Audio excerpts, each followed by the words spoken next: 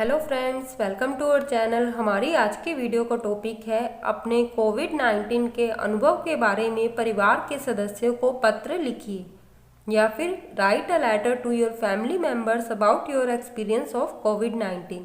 यह पत्र 800 शब्दों का है। तो फ्रेंड्स, इस पत्र में जैसे कि मैंने थीम ली है कि आपको कोविड हो गया था और उसके बारे में आप अपना जो अनुभव है उसको शेयर कर रहे हैं अपने पिताजी को। तो यहाँ पर आप कोई भी फैमिली मेंबर ले सकते हैं और इसके साथ ही आप थीम को भी थोड़ा सा चेंज कर सकते हैं। जैसे कि आपको कोविड नहीं हुआ था, आपके किसी फ्रेंड को या फिर जान पहचान वाले को हो गया था, पड़ोसी को हो गया था, या फिर कोरोना के दौरान जो जो हालात बन गए थे, आप उसमें कैसा अनुभव कर रहे थे, उस टाइप से भी आप इस पत्र को लिख सकते हैं, जिसकी वीडियोस मैं भी आपके लिए लेकर आऊँगी आगे।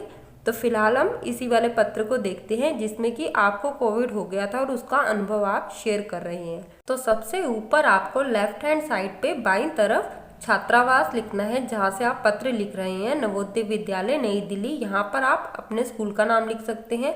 नीचे आपको दिनांक लिखनी है, जिस दिनांक में आप पत्र लिख रहे हैं। तो फ्रेंड्स, बहुत से बच्चे ऐसे होते हैं जो किसी रिश्तेदार के घर रहकर भी पढ़ाई कर रहे होते हैं, तो उस तरीके से भी आप अपना पता लिख सकते हैं, या फिर आप अपने घर का पता लिख लीजिए और नीचे पूज्य पिताजी की जगह आप किसी और फैमिली मेंबर, जैसे आपका कोई दीदी जिसकी शादी हो चुकी हो, आप उसको एड्रेस कर सकते हैं, या फिर भैया जो बाहर रह के नौकरी कर रहे हो उनको अपना अनुभव शेयर कर सकते हैं, क्योंकि वो सब भी आपके फैमिली मेंबर्स ही हैं। तो इस तरीके से आप बहुत सारी तरीके से अपना पत्र लिख सकते हैं। और दिनांक लिखने के बाद आपको एक लाइन छोड़ के लिखना है, पूज्य पिताजी सादर प्रणाम। फिर आपको फिर से एक लाइन छोड़नी है, फिर आपको अपने पत्र का मेन पार्ट स्टार्ट कर देना है। कल ही आपका पत्र मिला, यह जानकर बहुत प्रसन्नता हुई कि आप वहां पर माँ और प्रिया के साथ बिल्कुल स्वस्थ हैं। मैं भी बिल्कुल ठीक हूँ और अच्छे से पढ़ाई कर रहा हूँ। आपने पत्र में मुझसे मेरे कोरोना को लेकर अनुभव के बारे में पूछा था, उसी के जवाब में मैं यह पत्र लिख रहा हूँ। जैसा कि आपने खबरों में सुना ही होगा कि दिल्ली में स्कूल खुलने के बाद कोरोना संक्रमण ने एक बार फिर रफ्तार पकड़ ली है। एक के बाद एक कई विद्यालयों में विद्यार्थी संक्रमित पाए जा रहे हैं। पिछले माह हमारे विद्यालय में भी मेरे साथ साथ 6 और विद्यार्थियों को बुखार की शिकायत हुई थी। उसके बाद हम सभी का कोरोना टेस्ट करवाया गया। इसके बाद स्वास्थ्य विभाग की टीम ने स्कूल पहुंचकर हॉस्टल में विद्यार्थियों और स्टाफ के कुल 150 सैंपल लिए थे। इनमें से कुल 15 लोग कोरोना संक्रमित पाए गए थे, जिनमें से मैं भी एक था। जब इसकी जानकारी स्वास्थ्य विभाग और प्रशासन को मिली, तब उन्होंने तुरंत एक्शन लिया। एक टीम हमारे स्कूल भेजी गई और सैनिटाइजेशन का कार्य शुरू किया गया। हालांकि हम सभी विद्यार्थियों ने घर से चलते समय कोरोना की जांच कराई थी, इसलिए आशंका है कि सफ़र के दौरान ही हम में से कोई कोरोना के संपर्क में आ गया होगा। मुझे और बाकी सभी लोगों को हॉस्टल की तरफ से तुरंत अस्पताल में भर्ती करा दिया गया था। सच में बहुत ही मुश्किल भरा समय था मेरे लिए। मैं बिल्कुल अकेला महसूस कर रहा था। माँ की बहुत याद आ रही थी। हालांकि मैं लगातार फ़ोन पर आप सभी के संपर्क में था, लेकिन फिर भी मैं घर को मिस कर रहा था। मेरी तबीयत और भी बिगड़ती जा रही थी। मुझे सांस लेने में बहुत तकलीफ हो रही थी। ऐसा लग रहा था कि छाती में कुछ चुभ रहा है। वह मेरी ज़िंदगी के सबसे बुरे दिन थे, जब मैं इतना अधिक परेशानी में था, बीमार था और मेरे पास मेरा कोई भी अपना नहीं था। उस दिन मुझे परिवार का महत्व बहुत ही अच्छे से समझ में आ गया था। हालांकि उस अस्पताल के डॉक्टर बहुत ही अच्छे थे, उन्होंने मेरे साथ बहुत ही अच्छा बर्ताव किया। और हाँ, जो नर्स दीदी थी उनकी तो बात ही अलग थी।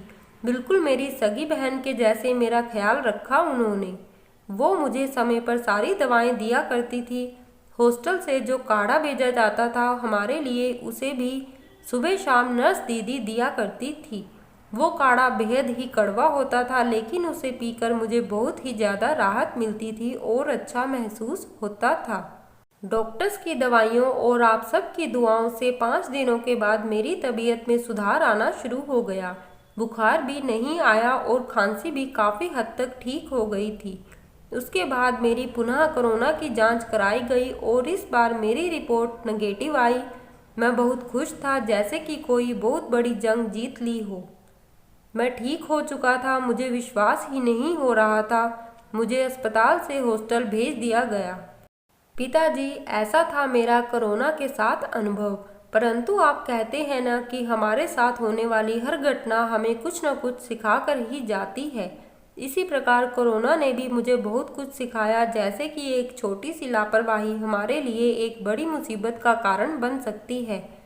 हम सब में से किसी ने सावधानी बरतने में जरूर लापरवाही की होगी, तभी इस तरह से कोरोना फैल गया।